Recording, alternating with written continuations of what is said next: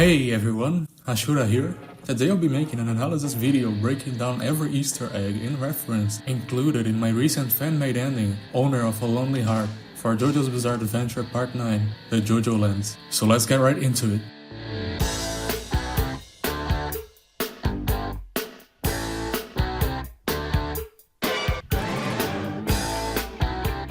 So to start things off, we have this sequence showing the diamond and the lava rock, two key items in Part 9's plot so far. As the song starts, some of you may have already noticed that it's the guitar riff from Owner of a Lonely Heart, a song by the British prog rock band Yes, which have been featured in both the JoJo manga and the JoJo anime before, with examples like Roundabout being the ending song used for the Phantom Blood and Battle Tendency anime adaptations.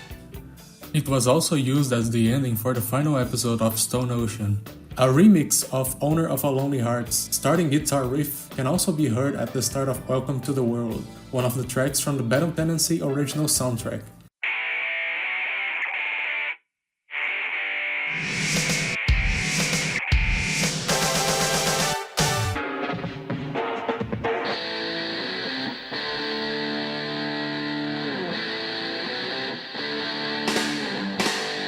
As well as many other callbacks and Easter eggs in parts like JOJOLands, with Daya being a big Yes fan, owning a physical copy of the album Fragile, referencing Heart of the Sunrise, and the wall eyes resembling the cover art for the Relayer album.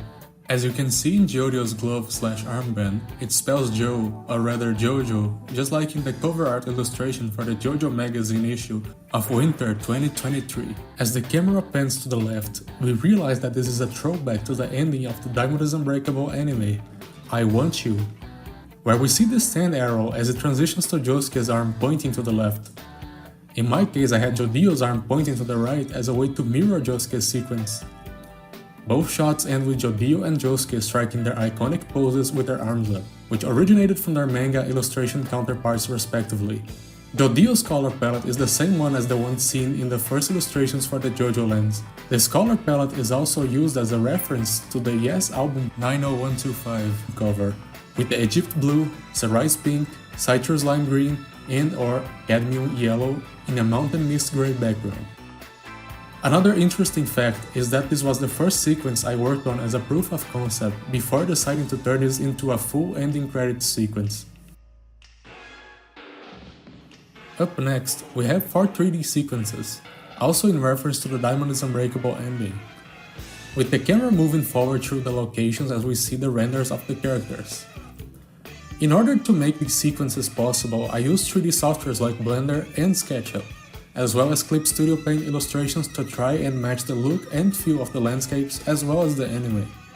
In this first sequence, we can see the DEA agent from Chapter 2 with her bike, Merumeichi near the Eco Boutique store, the Honolulu police officers in their cop car, Barbara and Joestar inside a city bus, and the Hawaiian gangsters seen in Chapter 1. Some people have speculated that they are a throwback to Joseph, Avdol, and Polnareff, while I personally doubt except for the resemblance with Polnareff. I also included the man seen in Josuke's vision from Chapter 5 of JoJoLands as a little gag. Some people have speculated that he might return in the JoJoLands, but only time will tell. Personally, I kinda doubt it. But it would be interesting. The street shown in this shot is Ulunu Avenue, one of the streets from Honolulu in Hawaii. As a way to transition to the next scene, I added a little bumper visual synced to the beat, a throwback to the first The JoJoLands promo art. This aerial shot represents the gang flying their way to the main island of Hawaii. The arrows traced here are an iconic visual flair used by Araki, being introduced way back in his Cool Shock BT days, carrying over to the JoJo manga and eventually the JoJo anime as well. In the second 3D sequence, we move over to the main island as we go through the villa that Rohan is staying at. We see a bit of the jungle as well as the Wildcat-sized trio chilling near the entrance. Another cool detail is that Araki might have referenced the cover art for Drama, another album by Yes, as a reference for one of the panels, where we see the 3 cats running down a hill. It could be a coincidence, but knowing Araki's track record of referencing musical imagery in his work is not impossible. And then we see Rohan near the poolside, wondering what's going on inside the house. As we approach the foliage outside Rohan's villa house, we transition to the third 3D sequence where we go through the shore where the gang fought Charming Man in Chapter 11. Here we also see Ryukun with his girlfriend, as well as Pako, Usagi, and Charming Man. I wanted to do a cool optical illusion with Charming Man's stand Big Mouth Strikes Again, using seamless scene transitions as his particles become more visible and he appears to merge with the clouds and the birds, similar to how he first uses his ability in Chapter 10. For the fourth and last 3D sequence, we see Dragona and Jodio on a boat as they sail to the volcano island, as seen in the first colored spread for Chapter 1 of Part 9. I also added another bumper sync to the beat, redrawing the Volume 2 cover, which ended up becoming the thumbnail for the main video. Going back to the 2D sequences, we see this money shot recreating the spread panel of the gang driving their way to the villa. Here I used the same palettes used in the Volume 2 cover art, and I'm really pleased with how it turned out, so I ended up using it as the thumbnail to the creditless version of the video. For this part with the drum solo, I used a Japanese The JOJOLands manga promo video as a base, redrawing some scenes and rearranging them so they would show the characters and their stands respectively. Here we have Usagi and the Marakudasai originating from Chapter 7, while Pako and the Hustle originate from Chapter 1 and Chapter 6 cover. Dragona and Smooth Operators originate from Chapters 1 and 5, and finally Jodio originates from the Chapter 2 cover. As the camera zooms into Jodio's eye, we reach the final sequence of the ending. At the bottom of the illustration, we can see Jodio inside an Enneagram, a common visual that Araki has been using for Part 9.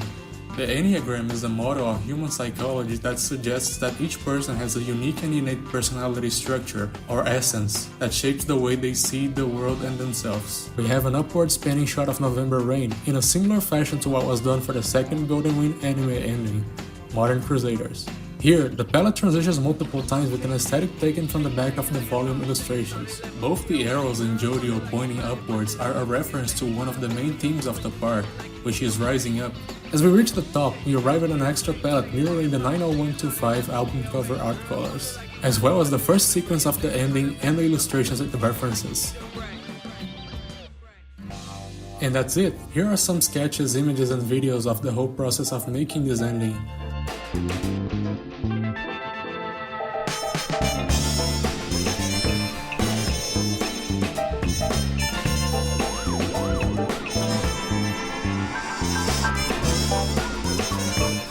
It took quite a bit of time and effort, but I think I managed to pull out a quality product, and I hope you all enjoyed it as much as I did.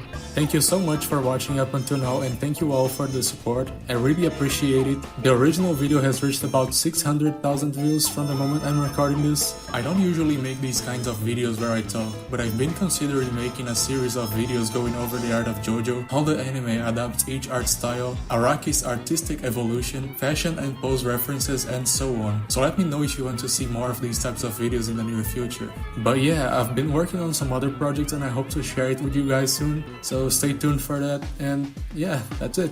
See you later!